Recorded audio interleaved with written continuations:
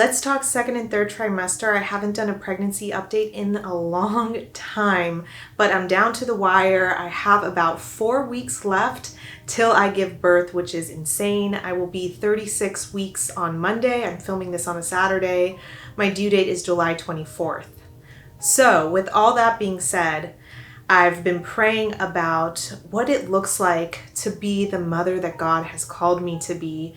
But let's start with the gender. I found out the gender when I was around 20 weeks, I believe. I did the blood test. And my husband and I aren't gender reveal party people. What we ended up doing is finding out just the two of us and then making a little video with our little kitty Cheesy. We wrapped a little pink bow around her neck.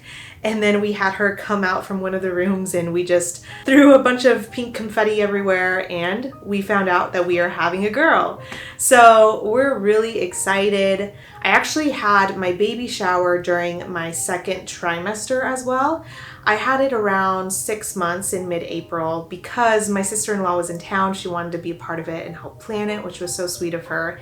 And it was such an intimate time with close friends and family. It was wildflower themed. I had a friend do the photo backdrop for it and it all just came out perfectly. I was getting overwhelmed just leading up to it just because, I don't know, with pregnancy, thankfully it's been relatively smoothly, but just everything just gets more overwhelming. I think because you're learning so much, there's so much information to consume in regards to preparing for motherhood that having to plan a baby shower was a whole nother thing, but it ended up being just what I wanted. And so I was really thankful for that. We also went on our Babymoon when I was in my second trimester. My husband and I planned a trip to Hawaii actually before I found out I was pregnant. And it was during our 2-year wedding anniversary. We got married on February 7th of 2021.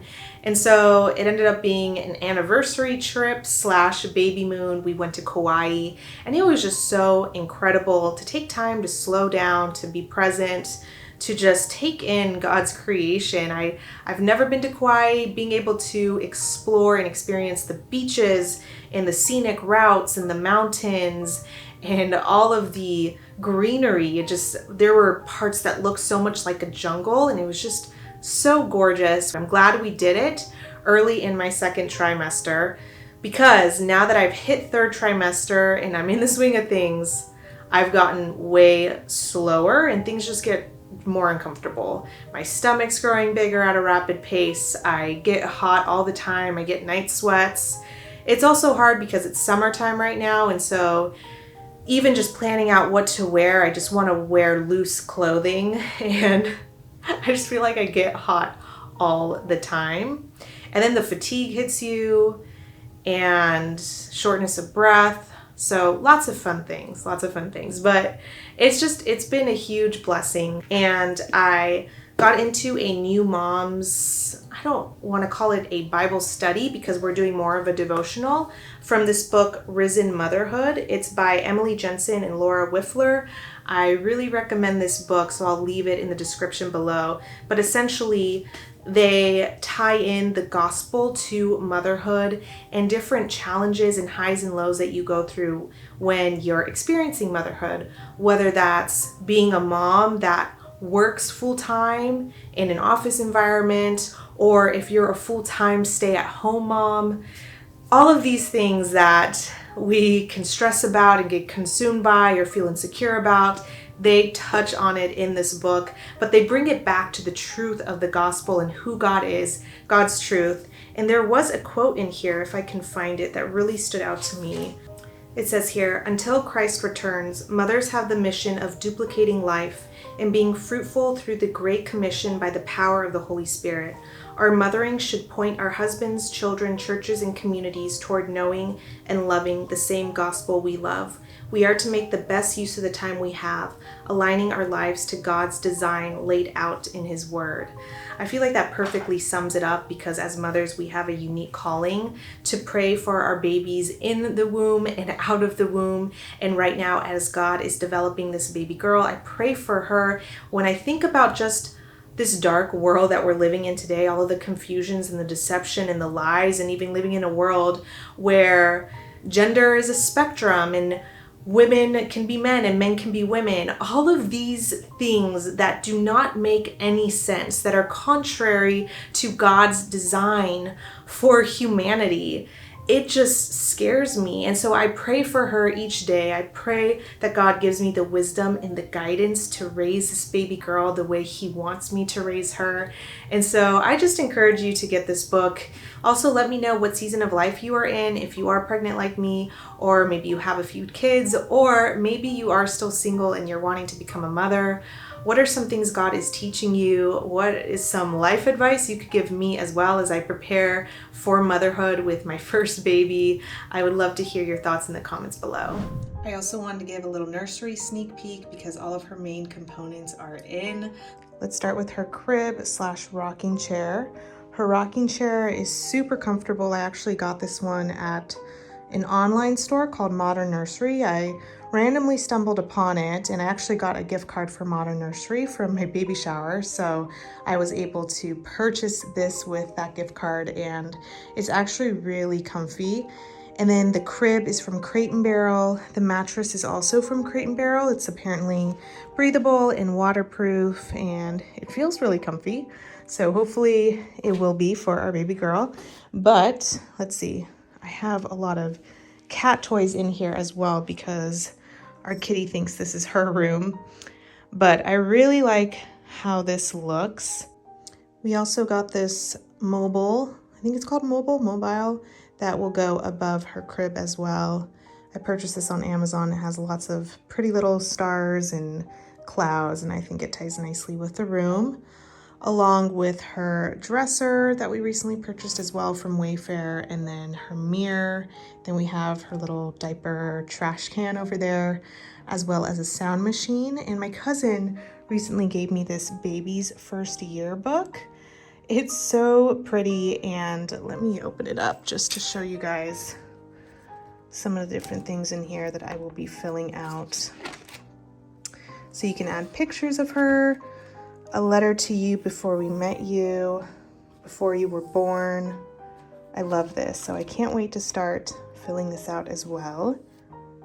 And her closet, like I said, finally has closet doors, and we have a closet organizer type of thing that we purchased at Wayfair with all of her cute clothes, and then there's some shelves in there where all of her toys are gonna go in. But look at all these outfits. I can't. They're so cute.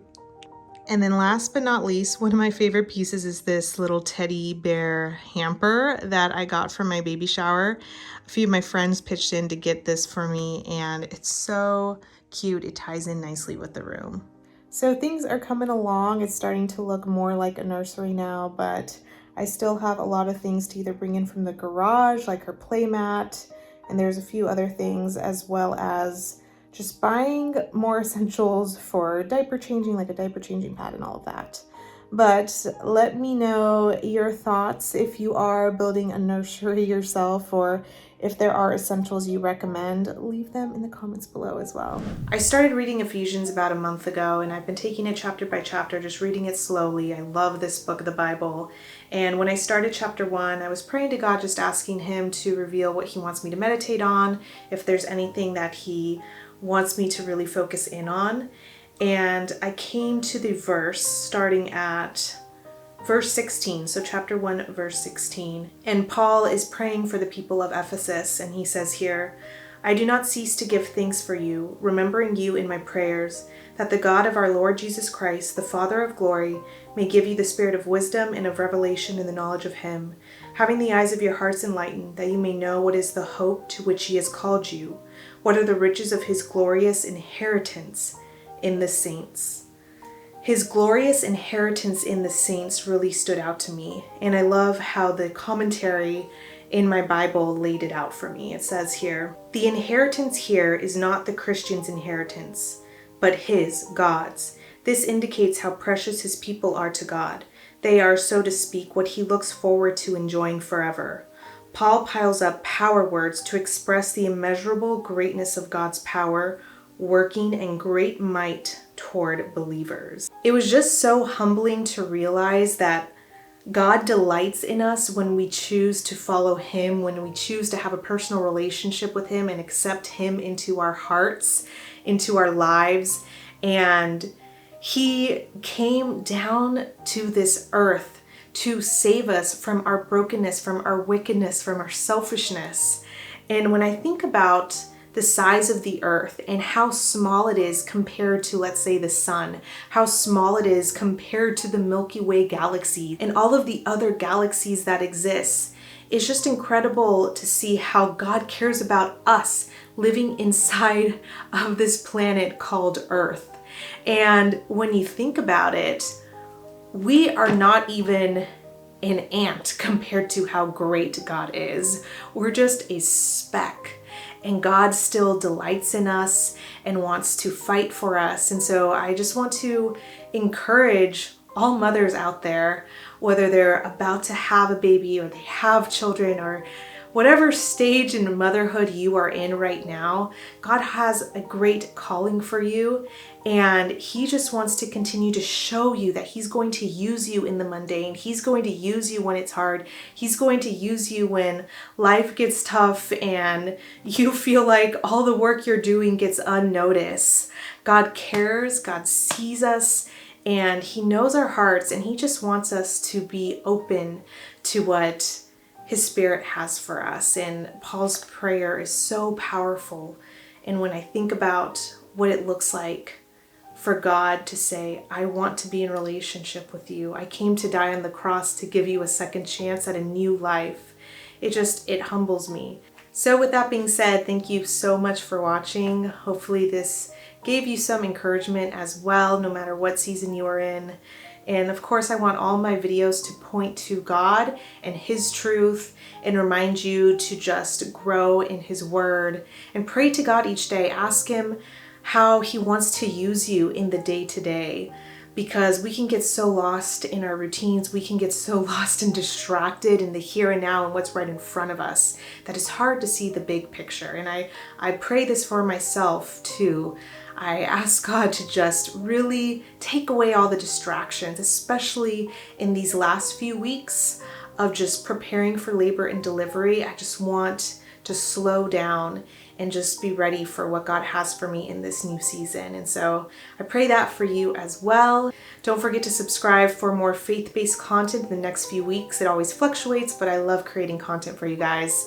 And leave any prayer requests down below as well. I hope you have a blessed week, and I will see you all very soon for another video. Bye guys.